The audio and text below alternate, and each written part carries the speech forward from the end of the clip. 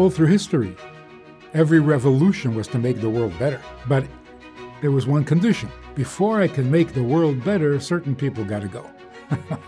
We got to clean that out, then we'll be able to make the world better. And that means you're on the wrong track. Hi, my name is Sari Sugar, and I attend the University of Illinois in Urbana-Champaign. I'm Tyler Munda. I go to the University of Kansas. I'm originally from Long Beach, California. I'm Manis Friedman, and I do podcasts and stuff online. So at a time where we mentioned political tensions are very high, what would you say to a student that is too afraid to show their Jewish pride? Wear a Magen David, wear a kippah, something along those lines. Tell them that retreating is going in the wrong direction. People will respect you more if you maintain your dignity, maintain your belief and your confidence. You get a lot better results from that than by trying to hide. With so many levels of Judaism on a college campus, what is the best way you think to merge all these levels to create such a sense of support for Israel in these times, but also just create a community in large part? The greatest community is the community of people who are trying to make the world better, in whatever way. Without first, everybody thinks they're making the world better. All through history, every revolution was to make the world better. But there was one condition. Before I can make the world better, certain people got to go. We got to clean that out, then we'll be able to make the world better. And that means you're on the wrong track.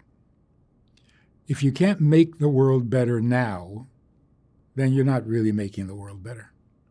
Because goodness has no conditions. There's no reason you can't be good now. So those people who are ready to make the world better, that's a real community. And that should be everybody. That's a universal community. So to just say, look, we know the problems, there's a lot of stuff going on. What can we do to make things better now? What makes someone a good Jew? What makes someone a good mother? What makes someone a good husband? There's no answer to that. Because you can never be good enough. So the real key is don't even measure yourself that way. Because if you think you're a good Jew, then you're not. If you think you're a good mother, you're probably not. All these relationships, and Judaism is a relationship with God, in any relationship, try. That's all. You can't measure success or goodness or failure. The only failure in motherhood, for example, is if you quit. If you decide you don't want to be a mother, that's bad. If you decide you don't want to be a Jew, that's bad. But as long as you're mothering, as long as you're husbanding, as long as you're Jewing, you're good. So the idea should always be, I'm trying. Like that. Well, that kind of gets to my point. So we live in a world where everyone gets put into boxes and categories. And in Judaism, there's different types of Judaism. There's Orthodoxy, Conservatism, Reform. Is one better than the other? Is that something that people like rabbis have a perspective on? Or is it kind of going off the point of just being the best Jew you can be? Theoretically, being the best Jew you can be sounds perfect, right? But what is that? Mm-hmm. You're going to get a lot of opinions about that one. All these titles, Orthodox, Conservative, Reform, they're not helpful. Because being Orthodox means you're okay? Not necessarily. Being Reform means you're a good Jew? Not necessarily. So what are these titles, what do they tell you? Judaism is a ladder with 613 rungs that connect heaven and earth. You can climb the ladder to get closer to heaven, or you can bring heaven down the ladder until it gets to be heaven on earth. Now you have Jews on all the different rungs. So there's one Jew on the first rung, and there's another Jew on rung 613. Perfect. Who's better? Who's doing the right thing? It depends which direction they're going. It's not which rung you're on or how you got there. It's where are you going? If the guy on rung 613 is headed for 612, not good. The guy on rung 1 is headed for rung 2, perfect. With being on a college campus, there's a lot of hookup culture, and we hear so much about the process of a shidduch. Can you explain what that process is and why that is something that we do in Judaism? Hookup culture is so degrading. It is so disrespectful. It's so vulgar. And it's losing popularity, and people are sick of it because it's sickening. Marriage is the holiest thing human beings can do, short of doing a mitzvah. So the distance between hookup and marriage is so great that they actually go in opposite directions. Marriage takes you beyond yourself. Hookup means using everyone for your own pleasure. It's horrible, right? So it's dying out. People are absolutely sick of it. So the shidduch system simply means I intend to get married. I'm not looking for excitement or experiences, or I want to be married. And if you really want to be married, you plan to get married. So if a guy says, for example, yeah, I'm interested in getting married, you ask him, when do you want to be married? He says, when? When I meet the right person. In other words, if and when. You don't want to be married. It's not real. If you want to be married, you want to be married by June. Or by January. Depending on the caterer. So if you're for real, marriage comes first. And that's the only way to get married. You don't marry because you love someone. You marry because marriage is a great way to live. Find someone who agrees with that and get married. Judaism is one of a handful of religions out there. What makes Judaism special as opposed to all the other religions in your eyes? Many things, but one main thing is Judaism starts at the beginning. It's the only thing, the only one, the only source of how did it all begin and why? Nobody answers that question.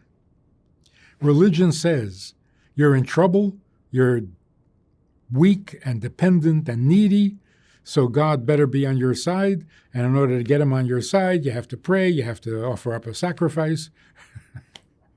Maybe you have to die yourself. I don't know exactly what. But the point of it is, it starts in the middle. Here we are, we're in trouble. What should we do? How did we get into trouble? Why do we exist in the first place? Nobody answers that question, except the Torah. And the surprising answer is, God created the world because being perfect and alone is not good. He was perfect and he was alone.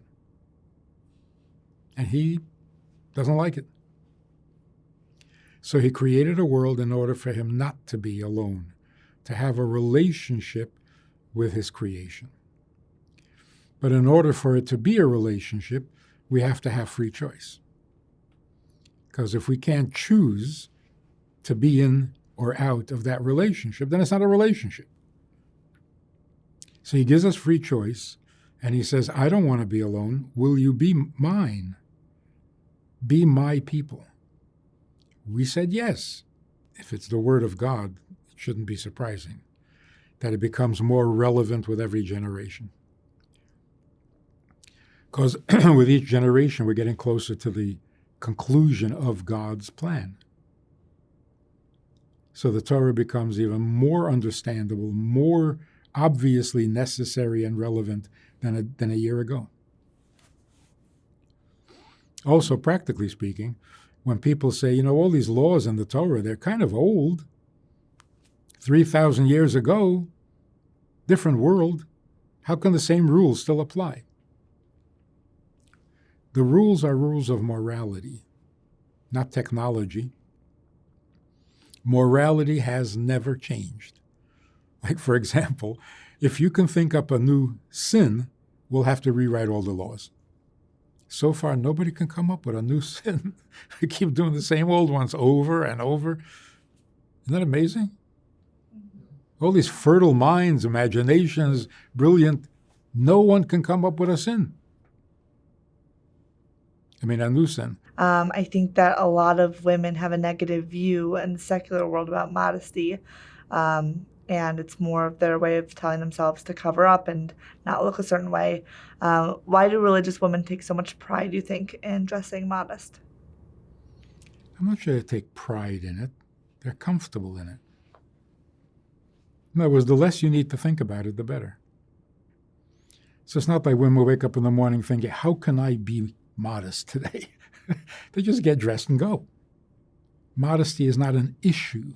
But there's rules around touching each other in the Hasidic community. And so how do you form attraction when you can't see or touch?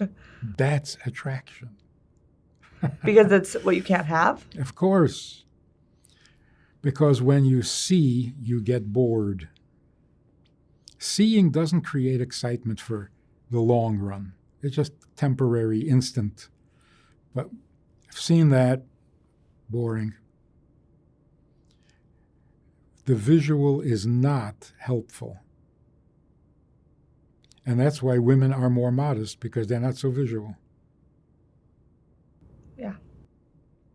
It's not the other way around. No, for sure. So even God is modest. He doesn't let us see him. That's why we're still intrigued.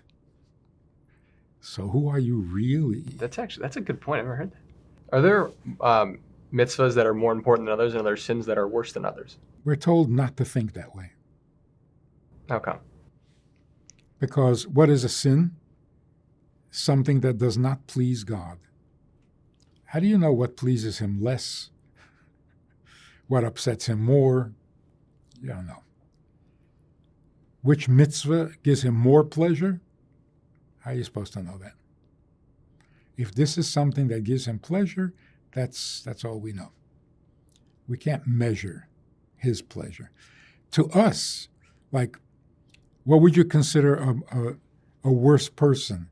A person who eats without making a bracha before, or a person who steals everything he sees? So obviously, on a human level, the thief is much more disruptive of our comfort levels, comfort zones. But is that more offensive to God? Who knows? And that's why it's very dangerous to say God is very, very concerned with social justice, but what you eat at home, kosher or not kosher, why would he care? I just want to thank you so much for meeting with us today. It means a lot for you to take your time to speak on all these different areas and subjects, and to just give us a larger view and perspective of Judaism as a whole. You are very welcome, but I have a sneaky suspicion that everything I said you already know. The Rohr Jewish Learning Institute has the largest collection of Jewish media online. Hit subscribe for more.